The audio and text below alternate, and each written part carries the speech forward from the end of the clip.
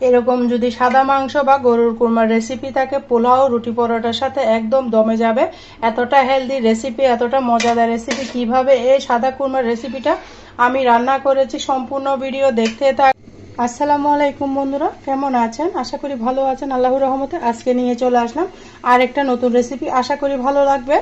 গরুর মাংসর একদম ইউনিক রেসিপি, যেটা কিনা চট্টগ্রামের বিয়ে বাড়িতে প্রেজেন্ট করা হয়। এরকম একটা অমৃত স্বাদের গরুর মাংসের রেসিপি শেয়ার করব।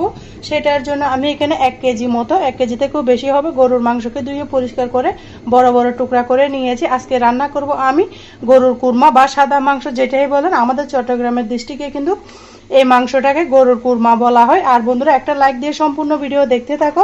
ভিডিওটা স্কিপ করবে না, স্কিপ করলে হয়তো ভিডিওর কোনো অংশ বাদ পড়ে যাবে। বাদ পড়লে বুঝতে পারবে না আমি এই চট্টগ্রামের ঐতিহ্যবাহী বিয়েবাড়ি স্টাইলে কুরমাটা কিভাবে রান্না করেছি। দেখতে থাকো বন্ধুরা। সেটার জন্য আমি ফার্স্টে দিয়ে দিব এখানে কাঁচামরিচ। অবশ্যই কাঁচামরিচ বাটা দিতে হবে। আমি একটু পানি বেশি দিয়ে দিয়েছি, সেই জন্য একটু পানি পানি হয়ে গিয়েছে। তারপর দিয়ে দিব আমি এখানে টক দই। আর বন্ধুরা, প্লিজ প্লিজ আমার চ্যানেলে যদি নতুন বন্ধু হয়ে থাকো, আমার চ্যানেলটাকে সাবস্ক্রাইব করে রাখার অনুরোধ রইল। পাশে থাকা বেল বাটনটি প্রেস করে দাও, যেন ভিডিও দেওয়ার সাথে সাথে নোটিফিকেশনটা সবার আগে পৌঁছে যায়। সবাইকে অসংখ্য ধন্যবাদ। এখানে দিয়ে দিচ্ছি আমি স্বাদ মতো লবণ। খুবই সাধারণভাবে দেখাবো। দিয়ে দিব আমি 1 পিস লেবু। লেবুটা অবশ্যই দিতে হবে। আপনাদের বিয়ে বাড়িতে কিন্তু এইভাবে, কোন ডিস্ট্রিক্টে এভাবে গরুর কুরমা রান্না করে সেটা অবশ্যই কমেন্টসে বলবো। আমাদের চট্টগ্রামে কিন্তু বিয়ে কুরমা রান্না করা হয়।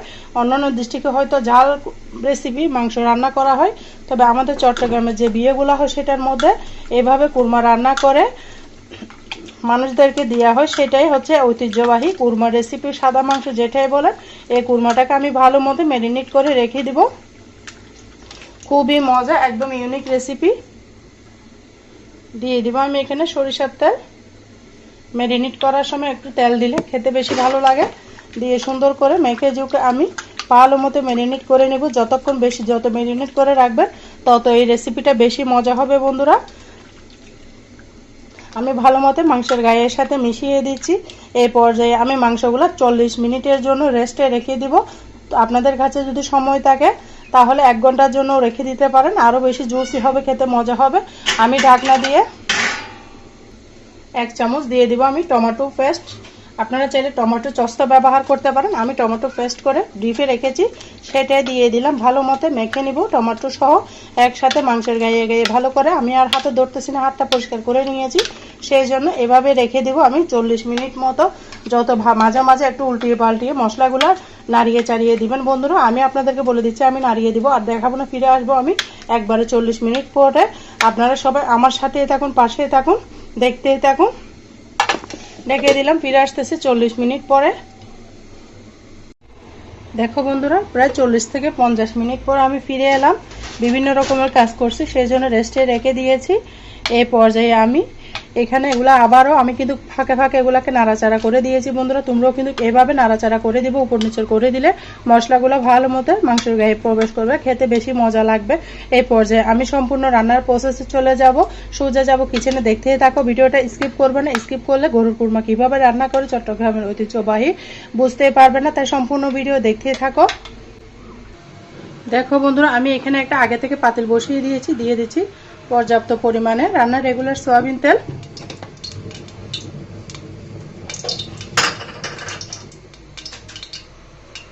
দিয়ে আমি এখানে 2টা বড় সাইজের পেঁয়াজ কেটে নিয়েছি।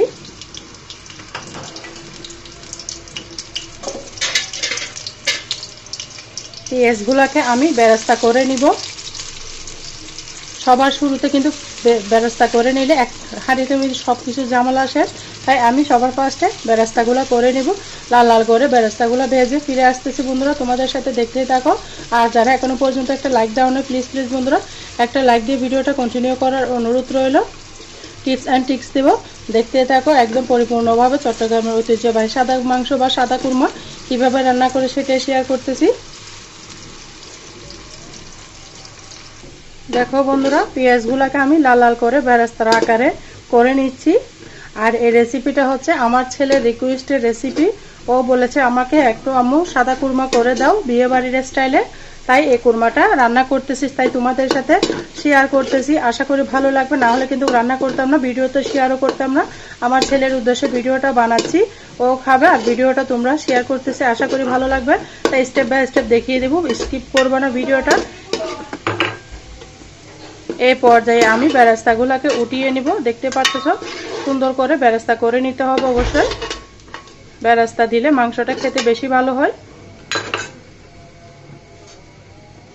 তারপর আমি এখানে দিয়ে দিব দুটো মাঝখান থেকে তেজপাতা ছিঁড়ে, তারপর দিয়ে দিচ্ছি এক টুকরা লবঙ্গ আর দারচিনি আর দুইটা লবঙ্গ।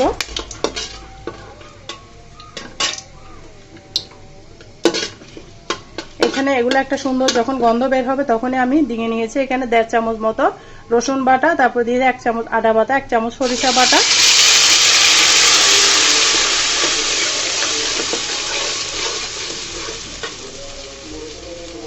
এগুলাকে সুন্দর মতো কষিয়ে এবার দিয়ে দিব আমি এখানে পেঁয়াজ বাটা। দেখো বন্ধুরা, পেঁয়াজ বাটাটা দিয়ে আমি সুন্দর করে নাড়াচাড়া করে মশলাটাকে মিশিয়ে নিচ্ছি। এই পর্যায়ে অ্যাড করে দিব বাদাম বাটা আর নারকেল বাটা।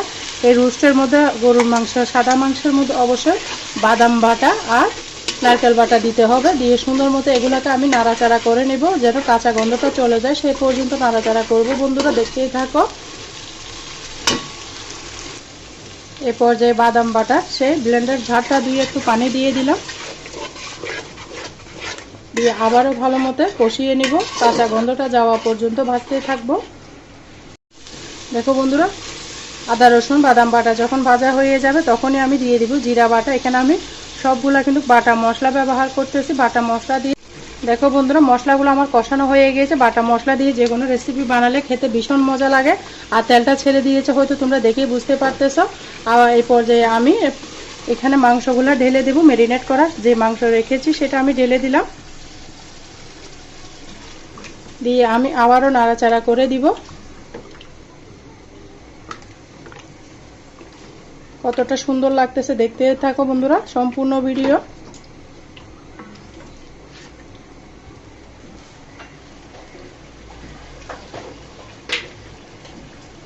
এখানে আমি অ্যাড করে দেব একদম সামান্য পরিমাণের হলুদের গুঁড়া, খুবই সামান্য পরিমাণে, 1 চিমটি থেকেও কম। শুধু যেন একটা সুন্দর কালার আসে সেই জন্য আমি হলুদের গুঁড়াটা ব্যবহার করেছি, না হলে দিতাম না। তোমরা যদি একদম সাদা চাও তাহলে দেওয়ার কোনো দরকার নেই। দিয়ে এইভাবে আমি কষিয়ে রান্না করব 20 মিনিট মতো অল্প আছে রান্না করব। দেখো বন্ধুরা, মাংসগুলো ঢেলে দিয়ে আমি প্রায় এইভাবে কোনো পানি কোনো দুধ ব্যবহার করি না। এই পানির মধ্যে কিন্তু আমি মাংসটা কষিয়ে রান্না করতেছি প্রায় 20 মিনিট মতো। দেখতে পারতেছো কতটা পানি ছেড়েছে মাংস থেকে। এখানে আমি কোনো পানি ব্যবহার করি নাই। এই পর্যায়ে আমি অ্যাড করে দিব 1/2 কেজি মতো লিকুইড গরুর দুধ। অবশ্য গরুর দুধ দিয়ে এই রান্নাটা রান্না করতে হবে, না হলে কিন্তু পারফেক্ট গরুর কুরমা স্বাদটা পাবেন না বন্ধুরা।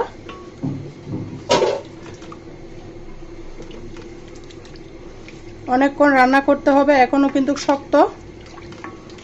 আমি অল্প অল্প করে দেখাচ্ছি আপনাদেরকে, সবকিছু দেখাচ্ছি আপনাদের রান্নার সুবিধার্থে। এখানে আমি অ্যাড করে দেব উঁচা 1 চামচ মতো চিনি। চিনিটা অবশ্যই দিতে হবে, যেহেতু কুরমা একটু মিষ্টি মিষ্টি হয় খেতে, সেই জন্য চিনিটা অবশ্যই ব্যবহার করবেন বন্ধুরা। এখন আমি রান্না করব আরো 30 মিনিট পর। 30 মিনিট পরে ফিরে আসবো আপনাদের সাথে। সম্পূর্ণ ভিডিও দেখতে থাকো। এখানে কিন্তু আমার রান্না এখানে শেষ না, এখানে আমি আরো মশলা ব্যবহার করব, কি কি দিব সম্পূর্ণ ভিডিও দেখতে থাকো। ঢাকনা দিয়ে রেখে দিলাম, ফিরে আসতেছি 20-30 মিনিট পরে। দেখো বন্ধুরা, প্রায় 30 মিনিট পরে আমি ফিরে এলাম। চুলার আঁচটা মিডিয়াম করে রেখেছি। এ পর্যায়ে কিন্তু আঁচটা কমিয়ে বাড়িয়ে দিয়েছি যেন ঝোলটা একটু শুকিয়ে যায়।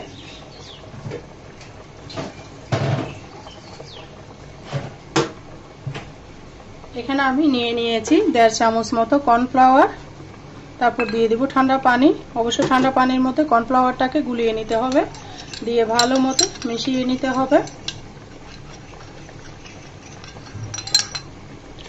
বাবুচিরা কিন্তু আমাদের চট্টগ্রামে যে বিয়ের বাড়িতে এই রেসিপিটা বানানো হয়, তারা কিন্তু কর্নফ্লাওয়ারটা ব্যবহার করে যেন একটু গ্রেভিটা সুন্দর আসে। সেই জন্য এটা যেহেতু সাদা কুরমা, কোনো মশলা ব্যবহার করা হয় না, লাল মরিচ টরিচ, সেই জন্য গ্রেভিটা যেন ভালো আসে, সেই জন্য দেখতে পারতেছেন কর্নফ্লাওয়ারটা দেওয়ার সাথে সাথে আমার গ্রেভিটা কত সুন্দর এসেছে। এখানে আমি আরও কিছু জিনিস অ্যাড করব।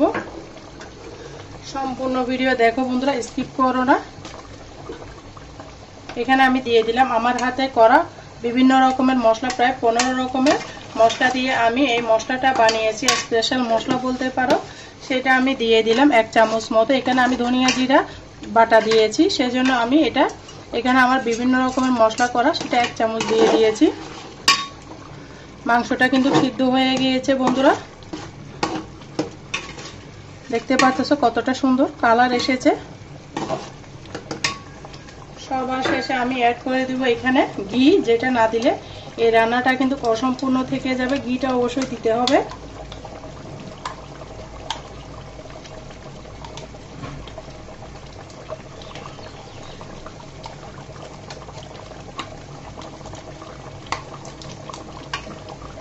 দেখো বন্ধুরা, 1 চামচ মতো আমি ঘি দিয়ে দিচ্ছি।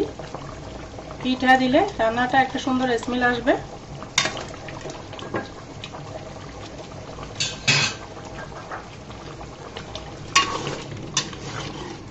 ঘিটা দিয়ে আমি আবারও নাড়াচাড়া করে দিব।